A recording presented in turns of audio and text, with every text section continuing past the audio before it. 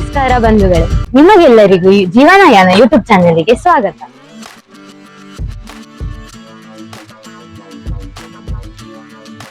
ಇವತ್ತು ನಾವು ಪುತ್ತೂರಿನ ಮಹಾಲಿಂಗೇಶ್ವರ ದೇವಸ್ಥಾನದ ಎದುರು ಭಾಗದಲ್ಲಿ ಇದ್ದೇವೆ.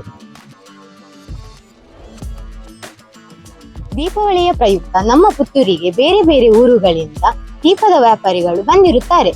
ಅವರನ್ನು ಮಾತನಾಡಿಸೋಣ ಬನ್ನಿ.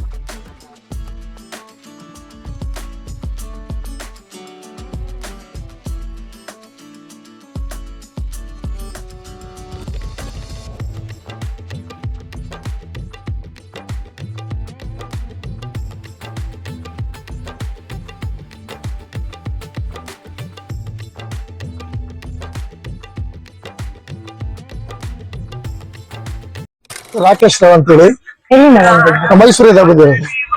ಇದು ದೀಪಾವಳಿ ಹಬ್ಬ ಸ್ಟಾರ್ಟ್ ಆದ್ಮೇಲೆ 3 days ಇದೆ. 3 days ವ್ಯಾಪಾರ ಹೇಗೆ ಆಗ್ತದೆ? ವ್ಯಾಪಾರ ಸ್ವಲ್ಪ ಪರವಾಗಿಲ್ಲ.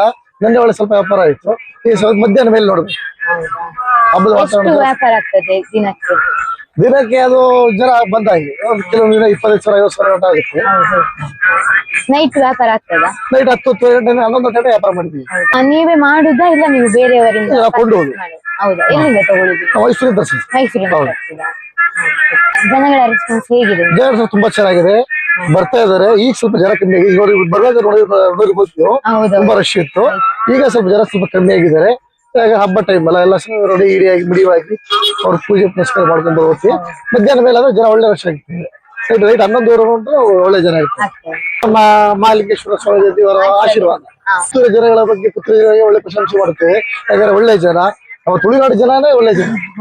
ತುಳುನಾಡು ಅಂತ ಹೇಳಿದ್ರೆ ದಕ್ಷಿಣ ಕನ್ನಡ ಜಿಲ್ಲೆ ಹೇಳ್ತಾರೆ. ದಕ್ಷಿಣ ಕನ್ನಡ ಜಿಲ್ಲೆ ಇರೋದ್ರಲ್ಲೇ ಒಳ್ಳೆ ಜನ, ಒಳ್ಳೆ ಎಲ್ಲರೂ ಲೈಟಿಂಗ್ಸ್ ಇಂದಾನೆ ಅವರ ಮನೆಯನ್ನು ಡೆಕೋರೇಷನ್ ಮಾಡ್ತಾರೆ.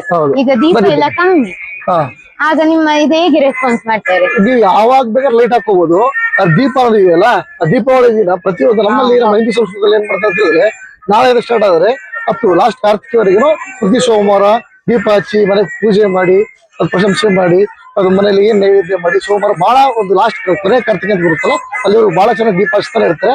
ಅವ್ರು ಎಷ್ಟೇ ಶ್ರೀಮಂತರು ಕಡು ಬಡಿಸ್ತಾನೆ ಇದ್ರು, ಅವ್ರ ದೀಪ ಹಚ್ಚೋ ಮೂಲಕ ದೀಪಾವಳಿ ಮಾಡ್ತಾರೆ. ಈ ವಿಡಿಯೋವನ್ನು ವೀಕ್ಷಿಸಿದ ತಮಗೆಲ್ಲರಿಗೂ ಧನ್ಯವಾದಗಳು. ನಮ್ಮ ಜೀವನಯಾನ ಯೂಟ್ಯೂಬ್ ಚಾನಲ್ ಅನ್ನು ಸಬ್ಸ್ಕ್ರೈಬ್ ಮಾಡಿ. ನಮಸ್ಕಾರ.